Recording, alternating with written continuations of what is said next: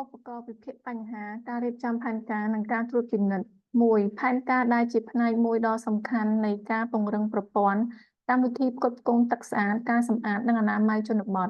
តើធ្វើដូចម្តេចដើម្បីសម្រេចបានផែនការយុទ្ធសាស្ត្រគោលគំនិត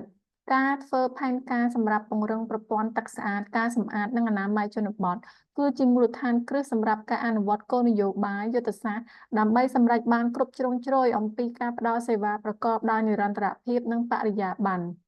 ផែនការសម្រាប់ការផ្តល់សេវាទឹកស្អាតការសម្អាតនិងអនាម័យជនបទប្រកបដោយនិរន្តរភាពត្រូវតែរួមបញ្ចូលពីគោលដៅពេលវេលាកំណត់ការចំណាយនិងព័ត៌មានលម្អិតស្តីពីការផ្តល់ហិរញ្ញប្បទានចាប់ពីគោលនយោបាយរហូតដល់ការរៀបចំផែនការនិងការអនុវត្តអ្វីៗទាំងអស់តម្រូវឲ្យមានការសម្របសម្រួលឆ្លងកាត់រដ្ឋបាលគ្រប់ឋានានុក្រម